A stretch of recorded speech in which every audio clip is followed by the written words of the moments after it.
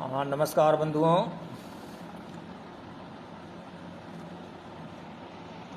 बार बार एक कॉल आने के कारण जो है विमर्श को विराम देना पड़ा। पुनः बात अपनी रख रहा हूँ। विषय है मानसिक शोषण।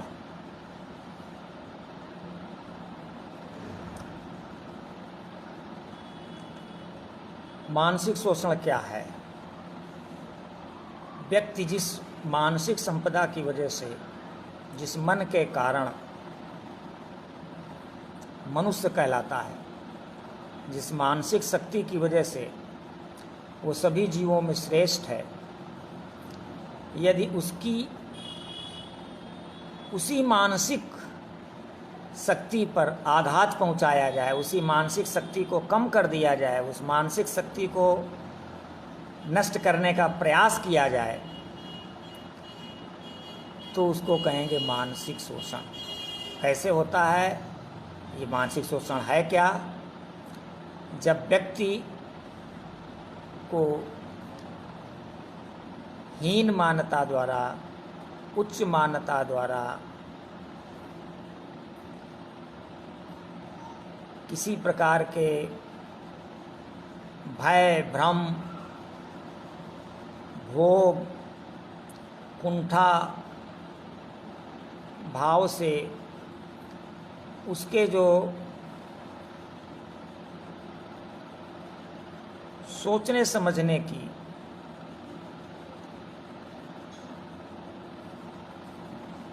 जो प्रवृत्ति है, उसकी जो मानसिक शक्ति है, उसको ही स्तंभित कर दिया जाए, कमज़ोर कर दिया जाए, तो वो मानसिक शोषण है।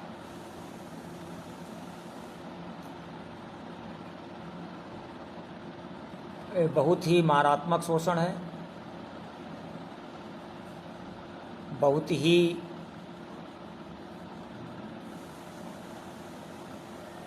घातक शोषण है। और जब व्यक्ति जो है या समाज जब इस शोषण का शिकार होता है,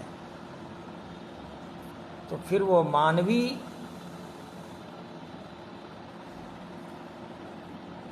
उन्नति और विकास की प्रक्रिया से गिरकर पाशविकता की ओर कदम बढ़ा लेता है। मनुष्य के रूप में भी उसकी जानवरों की जिंदगी रह जाती है।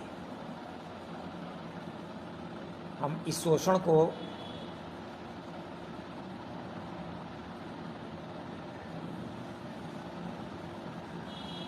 चार भागों में विभाजित करते हैं।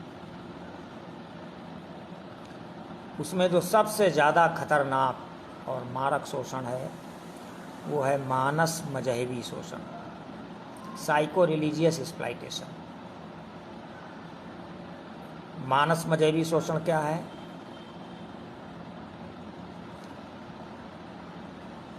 जब मनुष्य के मन को धर्म मत या धार्मिक या सांप्रदायिक मनोभाव के भूमि पर भयभीत कर दिया जाए, भ्रमित कर दिया जाए, या भोगी बना दिया जाए, तो उसको मानस मजहबी शोषण कहते हैं। ये पूर्णतया विप्रयुगीन शोषण है। इस शोषण को कुटिल विप्रों के द्वारा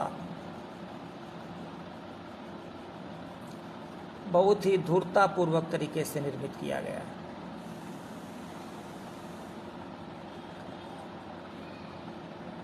और उन्होंने ऐसे ऐसे मानसिक शोषण के हथकंडे या उपकरण तैयार किए हैं जिसमें आज भी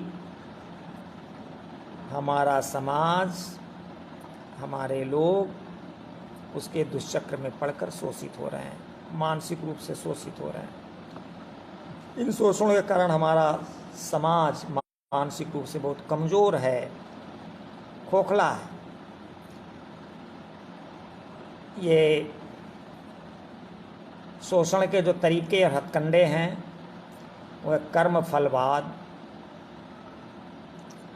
भाग्यवाद,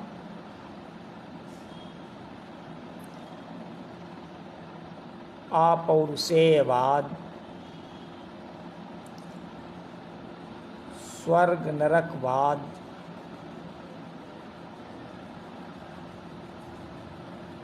मायावाद,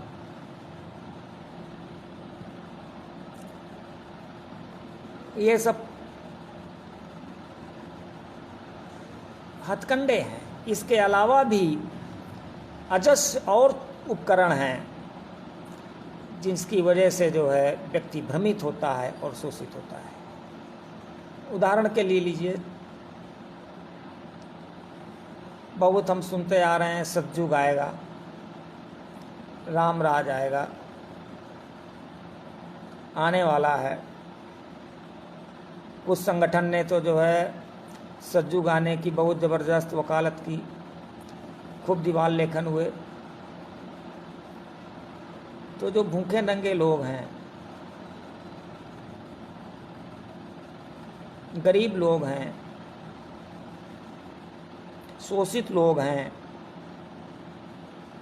उन लोगों ने समझा कि अब तो अच्छा युग आने वाला है, अब तो सतयुग आ ही जाएगा और हमारे दुख दर्द दूर हो जाएंगे। और ऐसे स्वप्न शब्दबाग उनको दिखाए गए कि उनके मन में जो आक्रोश था वर्तमान शोषणकारी दमनी व्यवस्था के खिलाफ, वो टल गई, वो दूर हो गई, वो शिथिल हो गए, लुंजपुंज हो गए और शोषण बना रहा। इस तरीके से ऐसे अजरस्य जो है वो हैं। अब कर्म फलवाद का ही उदाहरण लिया जाए, क्योंकि ये बहुत ही वो है। कहा जाता है कि जो भी हम कर्म करते हैं उसका फल मिलता है। सही भी है, वैज्ञानिक भी है। हर कर्म का एक प्रतिकर्म होता है और उस प्रतिकर्म को भोगना है, किंतु उस प्रतिकर्म को भोगने के लिए व्यक्ति को गरीब होना होगा, ये कहाँ लिखा हुआ है? हम अपने कर्मों का फल भोग भूखे होके करेंगे, नंगे होके करेंगे, बहुत प्रकार की अपनी आवश्यकताओं को पूरा नहीं कर पाएंगे, रोग जर्जरित होके करेंगे, अच्छा इलाज नहीं करा पाएंगे। ये कहाँ लिखा है? ये कहाँ का वैज्ञानिक चीज़ है? कर्म फल भोग करेंगे और कर्म फल भोग केवल गरीब ही करेंगे ऐसा तो नहीं है। इसको तो सभी को करना है, गरीब भी करेंगे, अमीर भी करेंगे। कर्म फल भोग अकाट्य है और यदि ये विधि का विधान है, यूनिवर्सल लॉ है, तो जो परमपिता परमेश्वर हैं वो क्या अपने बच्चों को भूखे रख के, रोग से मरने के लिए रख के उनको कर्मफल भोग कराएंगे? पिता दंड देते हैं, राज व्यवस्था में किसी को दंडित किया जाता है तो ये भोजन दिया जाता है। किंतु जो करोड़ों लोग भरपेट भोजन नहीं कर पा रहे हैं और उनको कहा जा रहा है कि ये गरीबी उनके पूर्व जन्मों का प्रतिफल है, ये एकदम झूठी बात है, गलत बात है, ये व्यवस्था का दोष है। किंतु अजस्र कहानियाँ बना के कर्म फल टाले ना ही टरे और बहुत सी बातों के उदाहरण और कहानियाँ दे के जो है लोगों को, गरीबों को ये समझा दिया गया कि गरीब इसलिए हो कि पिछले जन्म में जो है जो किए थे उसकी वजह से फल भोग रहे हो।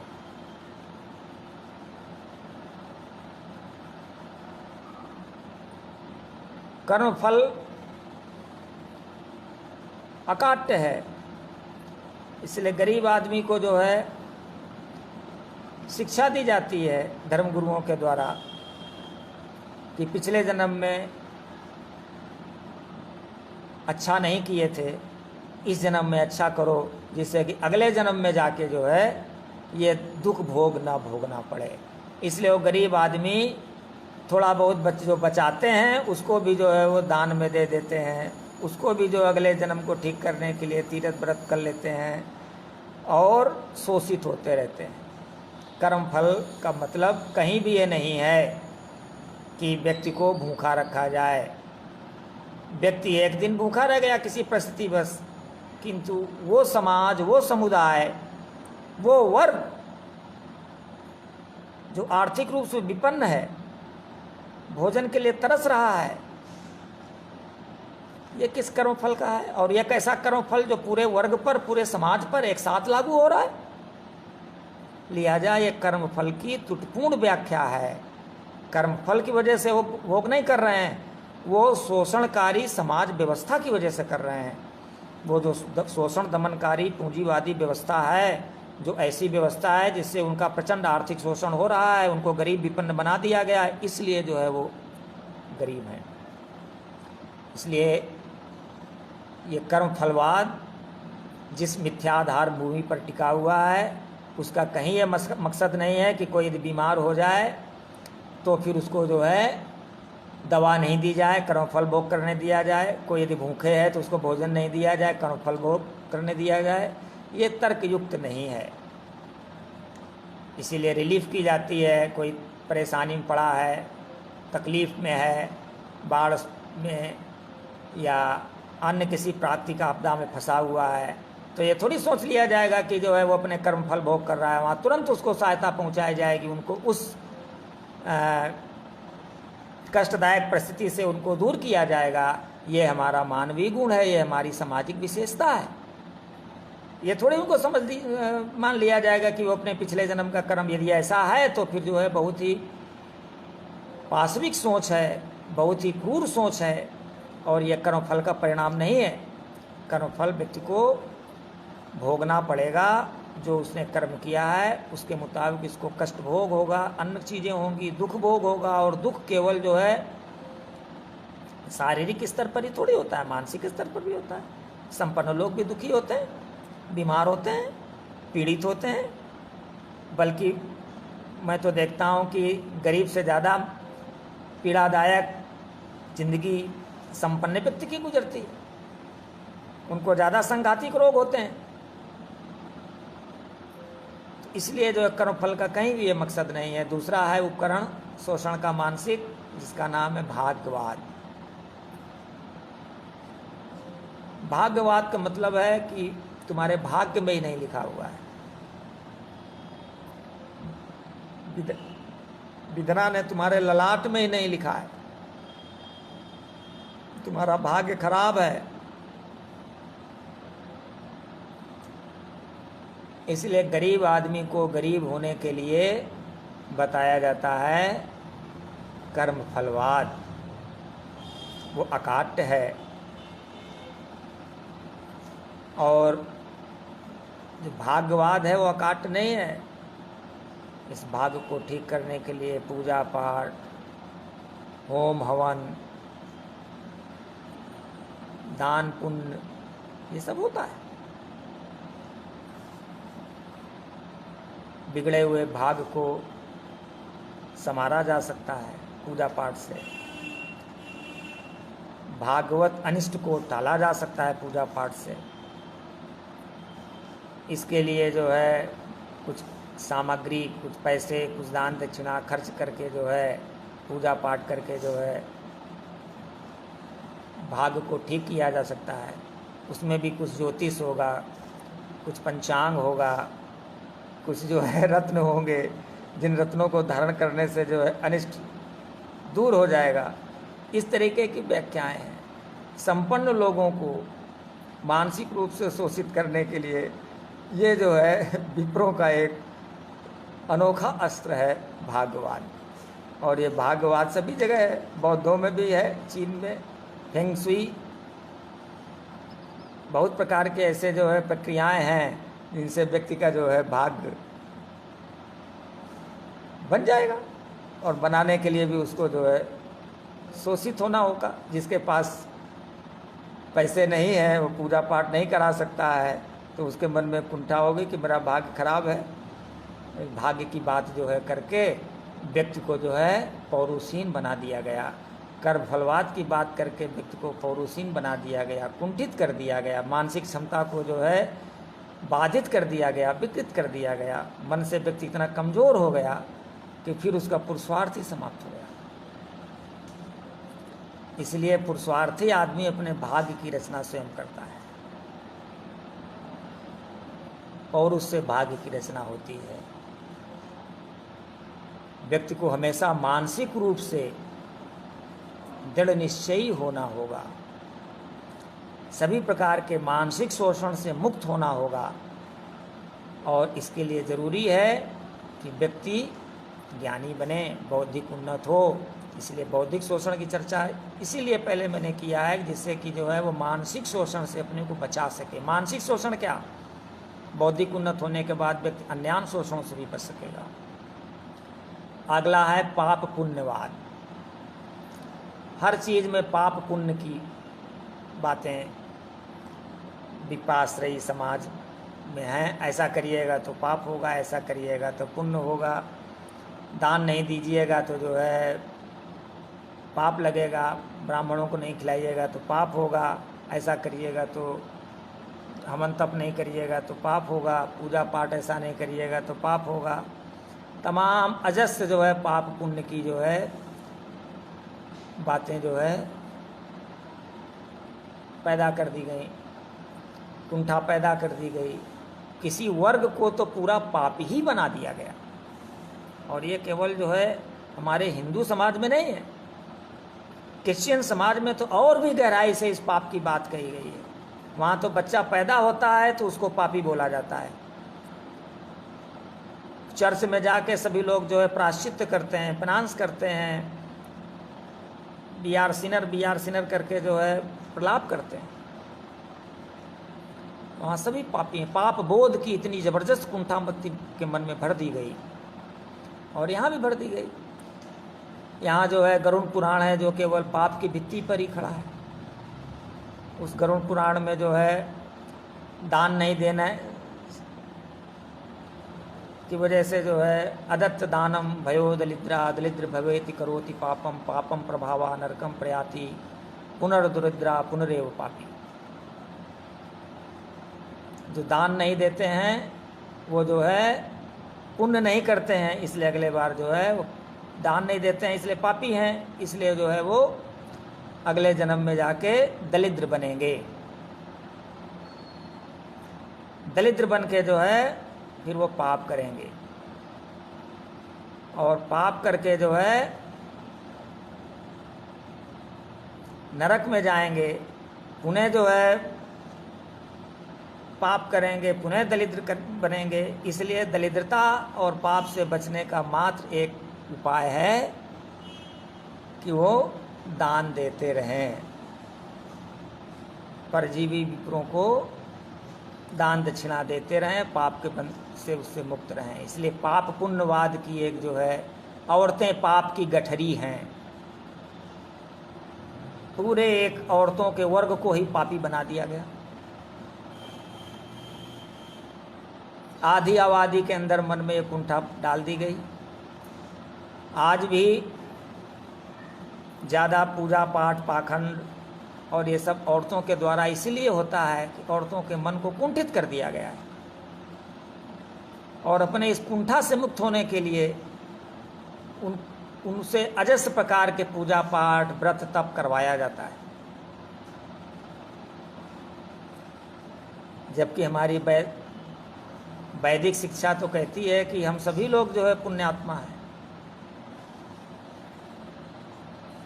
तो ये मानसिक शोषण का जो मानस मजहबी शोषण है, इसके जो यंत्र बनाए गए हैं विप्र युग में, जो आज भी बखूबी से हमारे समाज के रोम रोम में बसे हुए हैं, हर व्यक्ति को अपने चुंगल में फंसाए हुए हैं, और शोषण का इतना दुर्दमनीय मकड़ जाल फैलाया हुआ है कि जिसमें जाने अनजाने सभी लोग फंसे हुए हैं। पाप पुण्य के बाद अवतारवाद, अवतारवाद भी एक जो है यंत्र है। सभी में अवतार हैं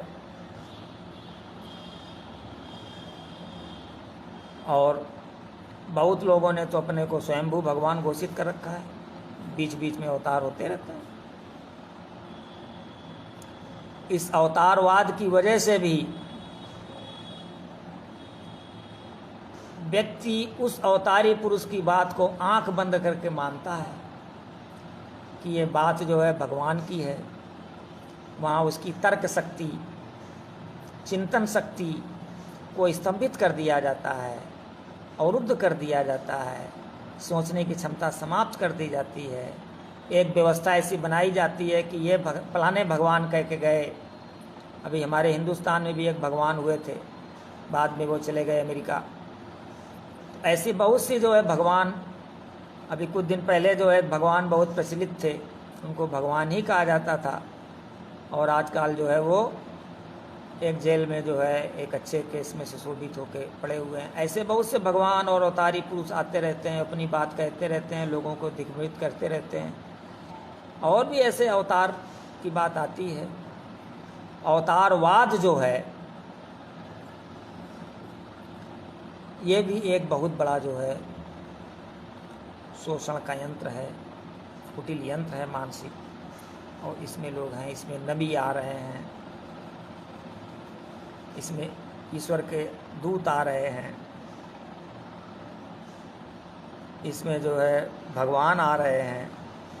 और ऐसे लोग अभी भी समाज में हैं जिनकी आत्मा में भगवान और देवी देवता आते हैं और आके जो है वो बातें करते हैं और वो गुमराह करते हैं। भीड़ लगती है, मानसिक कमज़ोर, बौद्धिक दुर्बल लोगों की भीड़ लगती है और उनका अजस्र प्रकार का शोषण होता है।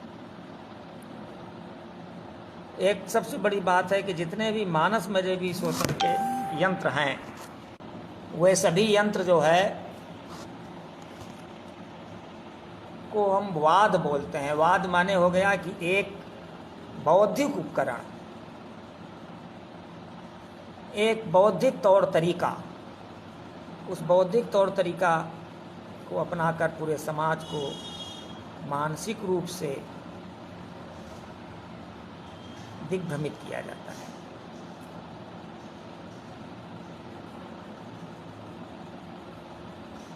अपौरुषेयवाद भी उसी तरीके का है। अपौरुषेयवाद है कि फला पुस्तक ईश्वर के द्वारा लिखी गई है, जैसे वेद ब्रह्मा के मुख से निकला है।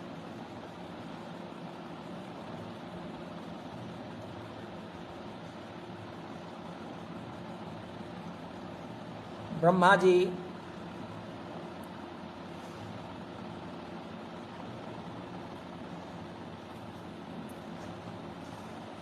ने वेद की रचना की है, अल्लाह ने कुरान की रचना की है। ये सब बाइबल को ईश्वर दूत गॉड ने लिखा है। ये सभी अपौरुषेय हैं, पुरुषकृत नहीं हैं। ये सब हॉली बुक हैं, डिवाइन बुक हैं। इनमें जो लिखा है उसको मानना है आँख बंद करके, उसमें कोई अकल का दखल नहीं होगा।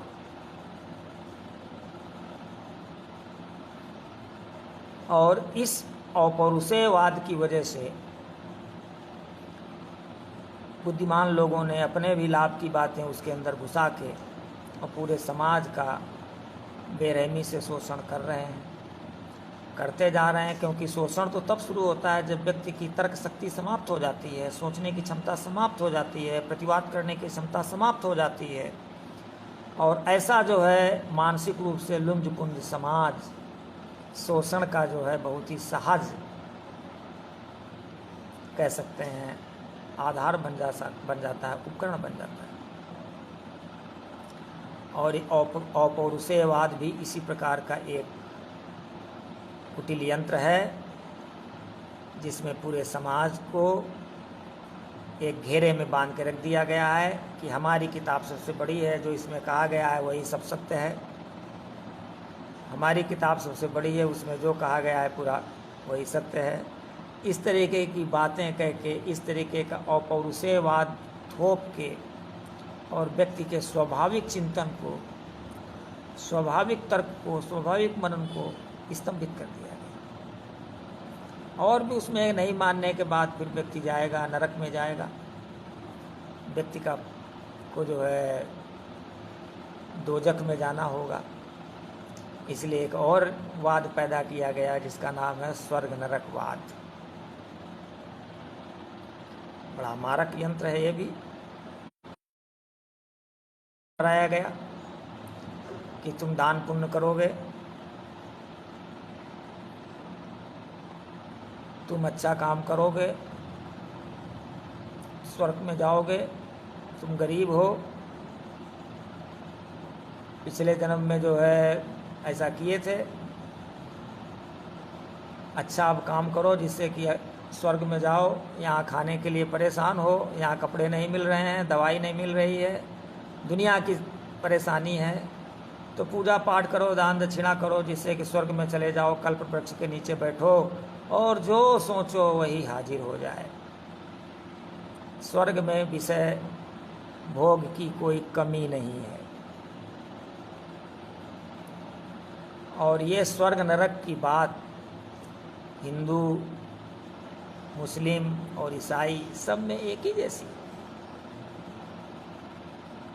एक ही युग में इनके सब जो है मजहबी ग्रंथ और मजहबी ये मान्यताएं पैदा हुई हैं। वर्णन भी उसी तरीके का है। गर्म मुल्क के स्वर्ग में एकदम ठंडा है,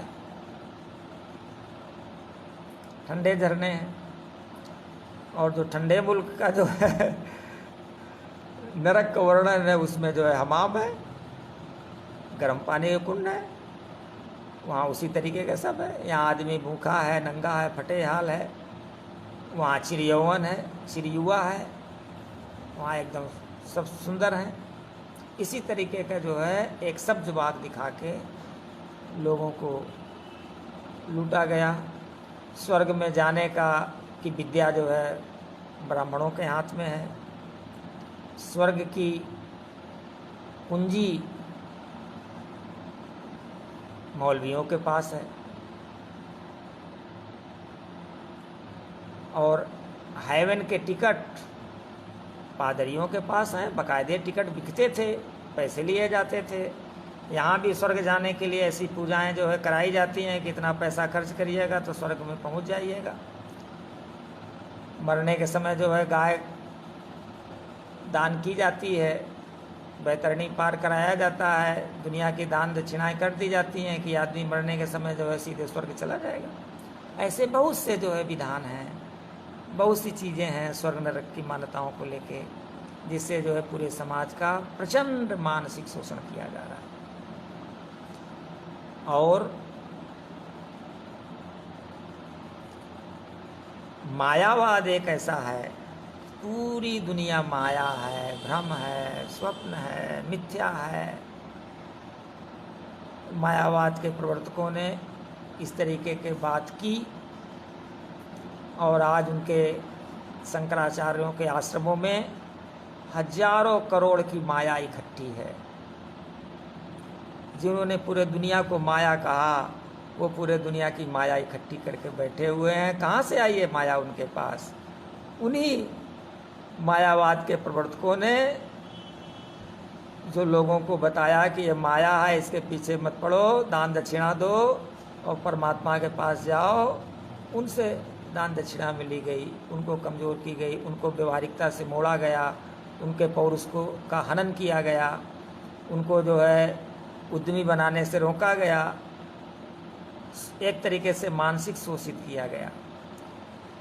और ऐसा शोषित समाज युगों युगों तक, चूँकि ये जो शोषण है ये रिकरिंग नेचर का है, ये मन में हमेशा बसा हुआ है, मन में घुसा हुआ है लोगों के, और इसी उसमें जो है आदमी चल रहा है, शोषित हो रहा है। बहुत प्रकार के जो है हवा छाए, जप तप, तमाम प्रकार के अजस्र अनुष्ठान हैं जो व्यक्ति को मानसिक रूप से कमज़ोर करके एक शोषण का द्वार खोलते हैं। व्यक्ति शोषित होता है और शोषित होकर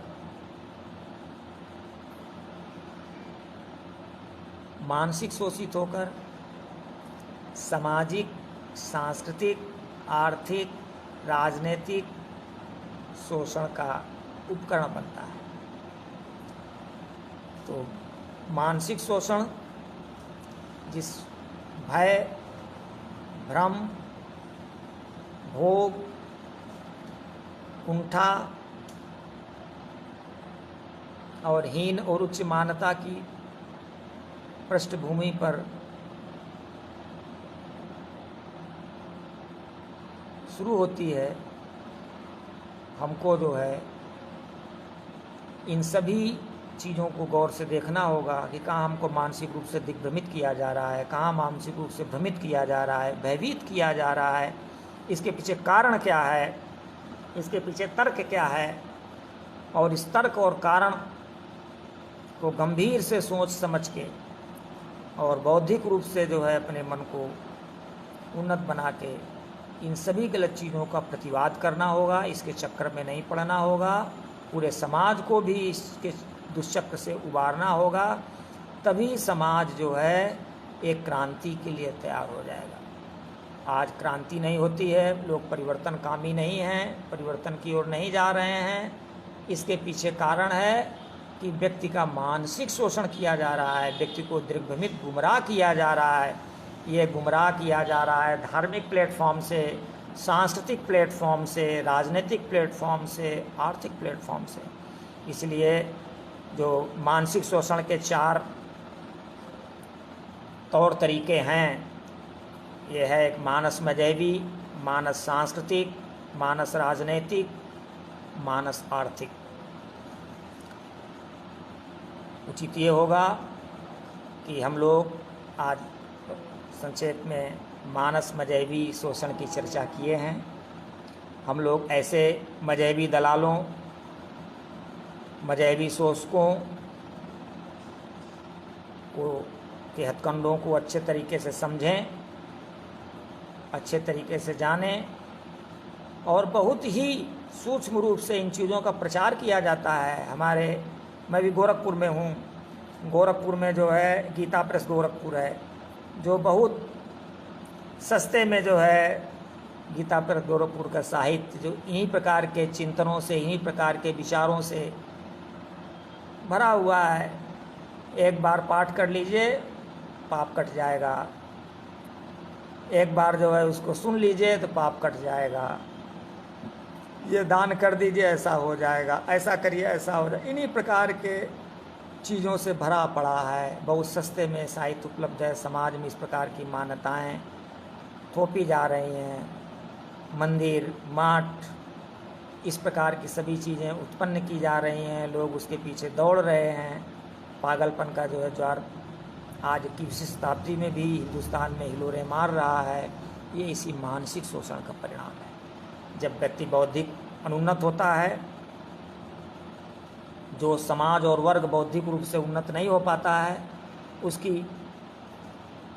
वैचारिक बौद्धिक शक्ति कमज़ोर होती है, सोच समझ कमज़ोर होती है, और वो मानसिक शोषण का आसानी से शिकार हो जाता है। और जब मानसिक शोषित व्यक्ति हो जाता है, तब फिर बाकी अन्य शोषण का वो प्रतिकार नहीं कर पाता है, समझ नहीं पाता है। इतना उसका मन कमज़ोर हो जाता है, वो इतना जो है भ्रमित, भयभीत और भोगी बन जाता है, आदी बन जाता है कि जो है उससे हट नहीं पाता है। आज भी सभी लोग जानते हैं कि जो महापात्र जो है श्राद्ध में विदेही आत्मा की सुख सुविधा के नाम पर कपड़े, बर्तन और अन्यान गृहस्थी के सामान को जो है लेता है, वो वहाँ कहीं जाने वाला नहीं है। वो अपने घर में रखेगा या उसको बेच के उसको धनार्जित करेगा। किंतु फिर भी आदमी जो है मानसिक रूप से इतना जो है कमज़ोर हो चुका है कि उसका विरोध नहीं कर पाता है। सामाजिक दबाव है, सामाजिक दमन और दमन है। ऐसी वितोचित सामाजिक व्यवस्था में मानसिक शोषण पग पग पर हो रहा है, व्यक्ति बौद्धिक कमज़ोर है, प्रतिवाद नहीं कर पा रहा है और बाकी शोषणों का जो है आधार बनता चला जा रहा है। मैं आज अपने इस वक्तव्य को यहीं समाप्त करूंगा और बाकी मानस सांस्कृतिक, मानस राजनीतिक और मानस आर्थिक शोषण की चर्चा पुनः क्रमशः करूंगा।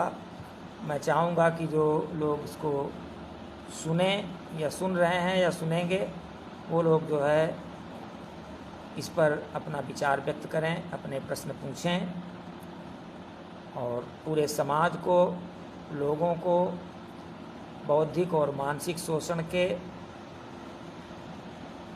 दुष्चक्र से, जाल से हम लोग मुक्त कर सकें और एक नए समाज की रचना की ओर लोगों को उन्मुख कर सकें। नमस्कार।